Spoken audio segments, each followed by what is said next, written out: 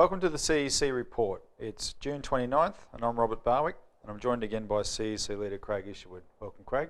Yeah, thanks, Robbie. In this week's CEC Report, Europe financial crisis is no longer about money, it's about sovereignty. Oust Obama or get war. And finally, boat people drown in politicians' crocodile tears. First, the Europe crisis is no longer about money, it's about sovereignty. As we speak, Craig, the leaders of the various EU member nations are filing into a meeting in Brussels, and on the agenda is the biggest bailout of all time this weekend. Now, over the other side of the Atlantic, you've had Ben Bernanke and Timothy Geithner. Ben Bernanke is the Federal Reserve Chairman. Timothy Geithner is Obama's Treasury Secretary. They've been holding secret meetings on Capitol Hill to get the US Congress to agree to a mega bailout. We're talking $2 trillion, Robbie? At least they say $2 trillion. No, I heard that too, but I think it's tens of trillions of dollars because you're looking at the size of the debt bubble over there is incredible. Well, what they're doing, Craig, is they're committing to an endless bailout, right?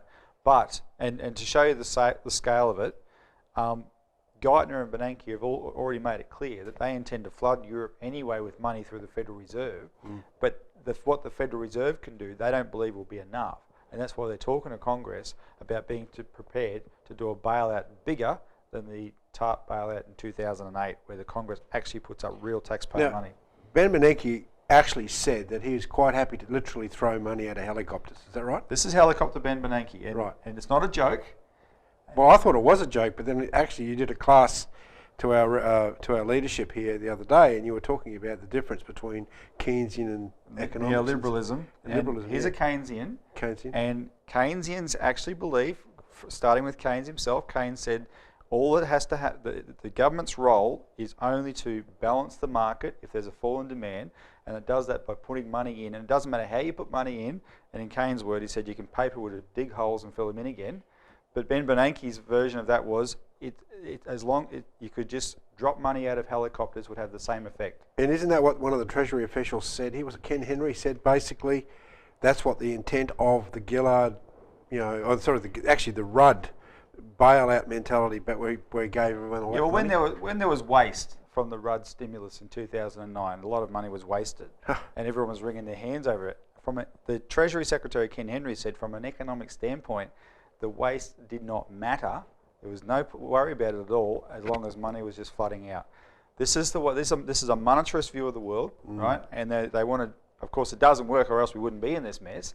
But now they want to stick with that system and do this in Europe. So Bernanke and Geithner are conspiring to bankrupt America to prop up the European crisis, and the EU is having this meeting to agree to it. Now, you think, okay, what is the EU? What do they have to agree to? Well, what they have to agree to is the end of sovereignty.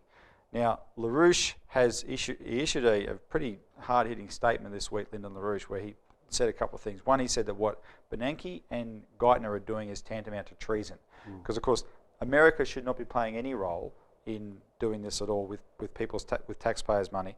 First, second, that if Germany caves in on its sovereignty, that's the end. And LaRouche said the system will probably finish this weekend. So by the time some of you are watching this on Channel 31, it will already be a week later. Look at the explosion that's happened since then. So what's the sovereignty question? Well,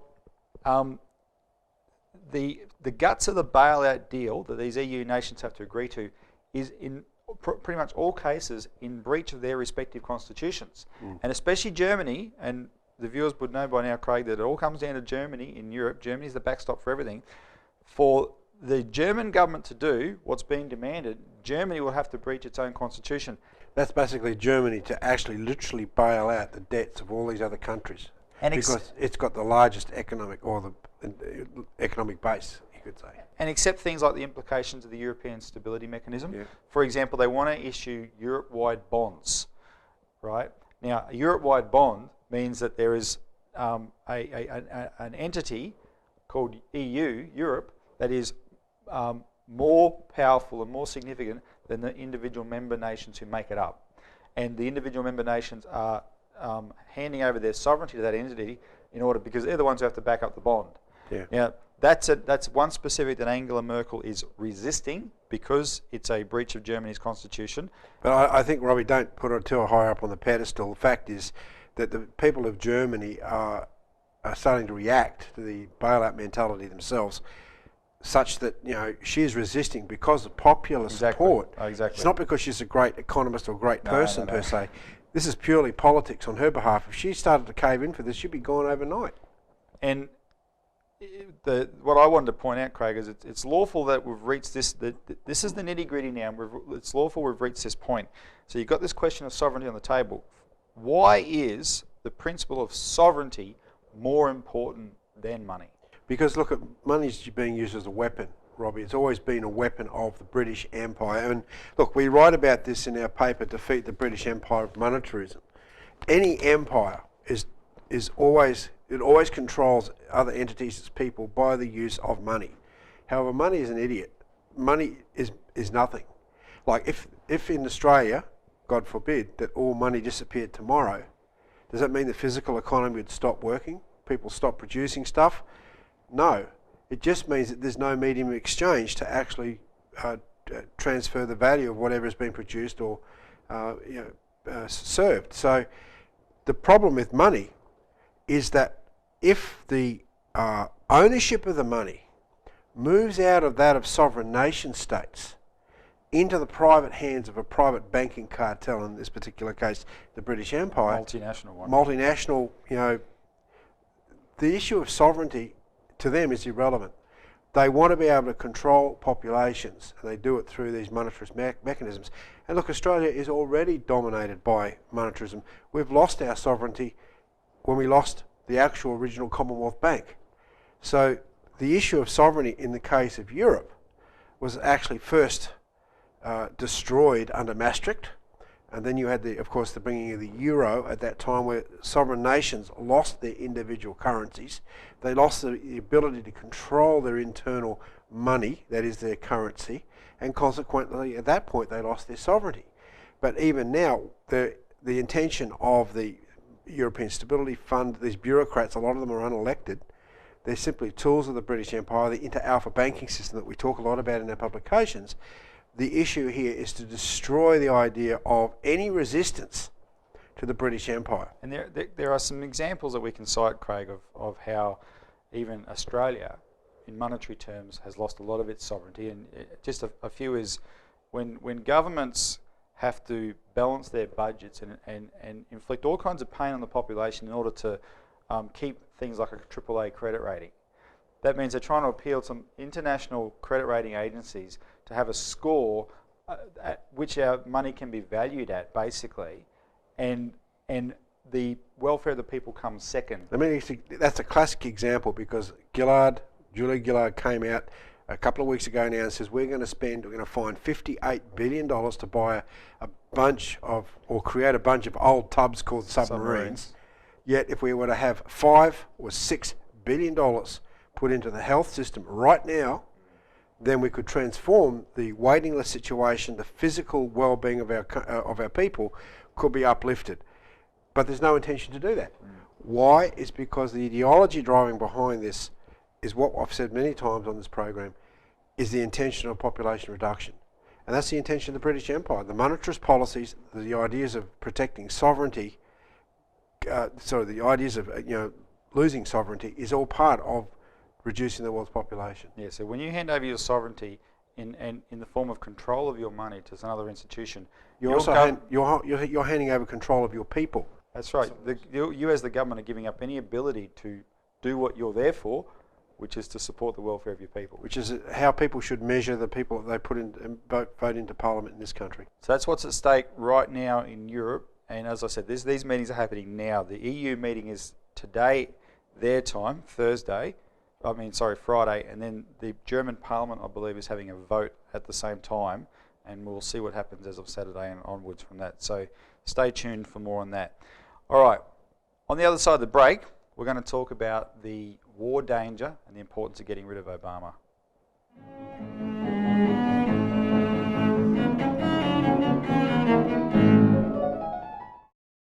Welcome back to the CEC Report.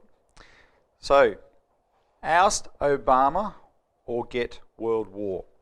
There are two events that have happened this week that I wanted to show how they're related. One, US President Barack Obama claimed executive privilege to avoid handing over documents to a congressional inquiry on a program called Fast and Furious. I'll elaborate that in a minute. Also this week, the country of Turkey very publicly and dramatically changed its rules of engagements vis-a-vis Syria.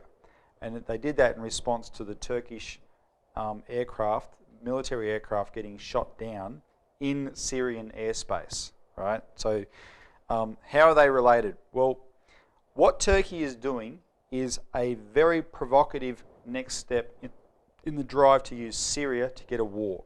And of course, not to get a war on Syria, but to get a showdown between the West and Russia specifically. As we've highlighted here many times, Syria is a proxy for a larger war, but they're determined to get it. And you cannot separate this also from what we talked about before the break, which is the timing of what's happening in Europe now. There are people in positions of government right around the world who would be consciously thinking that this financial crisis is such a mess, the only way to clean it up would be to go to war. That's how, there's a mentality there that's very strong. And dictatorship, therefore, inside countries. And that's very much why we're talking about this ousting of Obama. Because, look, the guy has a narcissistic personality disorder. He basically thinks he's the next best thing next to God. And anything that questions him, or anyone that questions him, he basically targets for elimination. And you can understand why he uses these drones and so forth to kill people, because it's part and parcel of how he thinks about things. So he's been put in the spotlight this week by this Fast and Furious, which is really showing up for everyone, everything that Lynn LaRouche said about the psychological nature of Obama. In case people don't know the details of this, this is one of the most bizarre government programs you can imagine. In fact, it's so bizarre, it can't be. And just to explain that, the US Department of Alcohol, Tobacco and Firearms, which is associated with the FBI and comes under the Attorney General's Department, was running a supposed sting operation of sorts, where they were trying to catch Mexican drug cartels. Now, Craig, these are the most brutal killers in the world. These are the ones that you unfortunately, tragically, way too regularly see on the news as having murdered 50 people at a time, often decapitating them, putting them in public places to send a message to other people in Mexico. This is the lawless people that run Mexico at the moment, right? The worst drug cartels who've ever existed. And what the US government claimed they were doing is, in order to try and track them down and catch them, is they were smuggling to them advanced weapons. The assault weapons, semi-automatic rifles and all this kind of stuff. Very, very dangerous weapons. At least 2,000 of them were being funneled into these Mexican cartels, drug cartels, with the excuse that they were going to track the weapons and then be able to arrest both the provider and the drug cartel representatives. And the tracking devices failed, etc. One of the excuses was, oh, well, the batteries went flat on these things. The batteries last for a couple of hours. It takes a couple of weeks to do this operation. All the excuses are so flimsy, it's ridiculous. It became an issue when a US border patrolman was murdered with one of these US government-provided weapons by a cartel person. Lost? How many did they lose? Thousands. I think they've only got 700 of the 2,000 back. Now, it's bizarre, and like I said, it's so bizarre. It really brings you in mind of other scandals that the US government in the past has been involved in, like Iran-Contra, etc., where there was a deliberate component to this. But we'll put that aside now. The more interesting thing is, when this first came to light, Barack Obama and his Attorney General Eric Holder denied any knowledge. There's been a congressional inquiry, and as that inquiry's got deeper and deeper and deeper, the denials were still thick and fast, and they were denials under oath. But then when the Congress demanded certain documents, in order to refuse to hand over those documents, Obama claimed executive privilege. Now, it's his right as president. He's the executive. He can do that. He say, no, I cannot let you have that information because it's central to the internal runnings of my office. But that can only be true if he knew about this program, which up until now he has denied. Now, this is not a lightweight thing. This is a very, very serious program, and it's seriously criminal. potentially criminal, and as people are comparing it to his Watergate. Now, this is, as you just alluded to, this is the latest in a series of predicates that this guy has shown himself up, and it's the most serious. For 3 years now, LaRouche has been demanding that Democrats get together and get rid of this guy, impeach him and oust him. He has renewed that demand now, Craig, but he's demanding the Democrats do it before the Democratic Convention. Why is that? Because he's such a danger, Robbie, in terms of promoting this war with Syria, i.e. against Russia and China.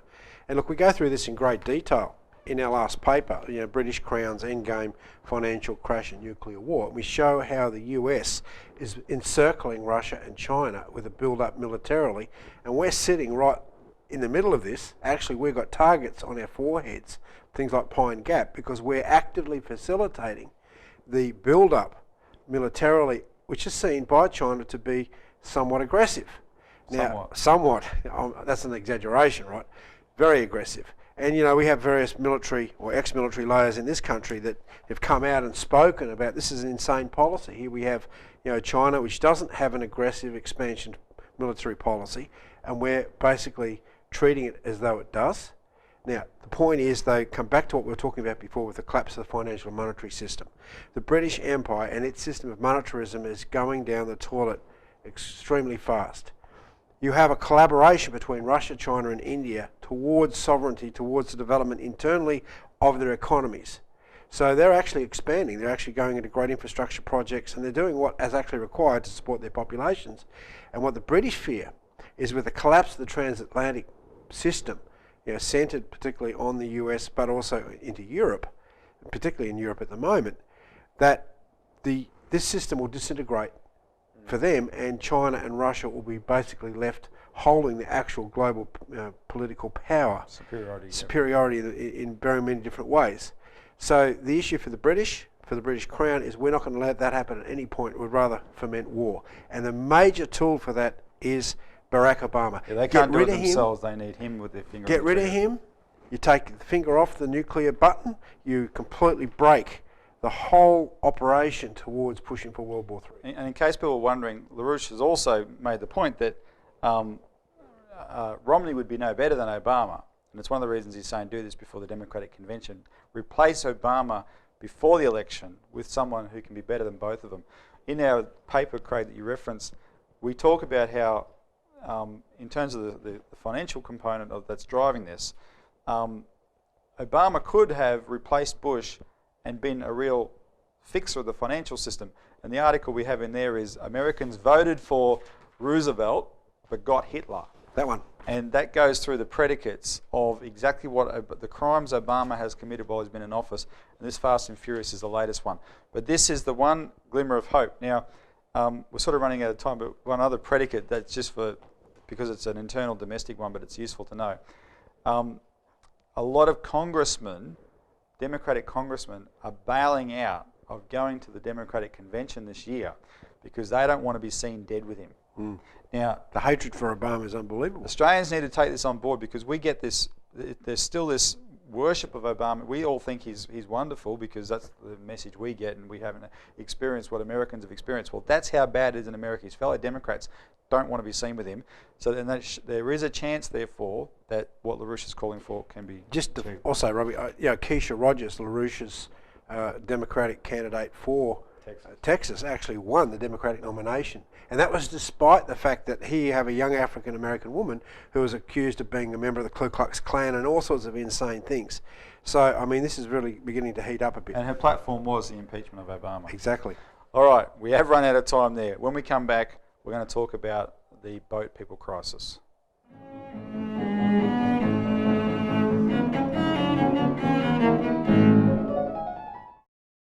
Welcome back to the CEC Report. Finally, it has to be said, boat people are drowning in the politicians' crocodile tears.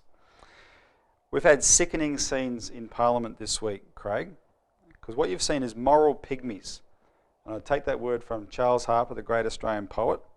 Moral pygmies of both major parties stepping all over each other in order to seize the moral high ground on what's happening to refugees. All their rhetoric is just that. It's rhetoric and it's rubbish. They are now claiming that they're motivated by a desire to stop them from drowning. That was never the motivation behind refugee policy. Never. We have had one of the most brutal refugee regimes in the world, mainly beginning with the Tampa, but actually going before that. It was Paul Keating's government that started the compulsory detention of refugees, right, back in the early 90s. The Labor Because government. in the 70s we had a lot of Vietnam refugees under Fraser from the Vietnam War, and they were accommodated as... Look at them now. Yeah. Right? They're part and parcel of the fabric of our society. Yeah. But this started then, had its roots in Keating, and it really took off with the Tampa. And what was the issue of the Tampa? Those people stuck on that boat, we weren't worried about them drowning, right? John Howard said, we will choose who comes to this country in the circumstances in which they come. He used it to win an election, and it was in the context of 9/11 and whipping up hysteria about Muslims. And that happened long before any drowning. Now, it also has to be said that with the drownings, there are too many unanswered questions about them. And there's so many unanswered questions, you cannot rule out that government policy plays a direct role. Now, you can't say more than that because we don't have any evidence, but questions have been asked ever since the original CIVEX catastrophe where over 200, I think something like 300 people drowned in late 2001. Both policies are fascist, both parties, are fascist when it comes to this because they've based a policy on deterrent. And deterrent means you stop people doing something out of fear of what's happening to other people. And that was the locking up by razor wire, behind razor wire. All the horror stories that have come out over all those years, that fed the policy into the policy deterrent. That was good for government policy, Craig, because that's what they wanted, feedback to go back to the other side of the world where these refugees were coming from. And if the deterrent was ever going to work, isn't mass drownings the ultimate deterrent? Well, yet the boats are still coming. So we need some truth and we need some humanity on this. And Craig, I wanted you to have a comment on it. Aside from Australians snapping out of their delusion that Australia is overpopulated, which would help to get some balance on the subject, what more can be done to save refugees? Cut the racism. At the underlying weakness of everything is the ability of Australian politicians to play the racist card. That's what this is about. It's got nothing to do with overpopulation. It's to win elections, as you indicated with John Howard. Australia has only 23 million people, close to. If we had the same population density per square kilometre as Tasmania, Robbie, we could have 55 million people.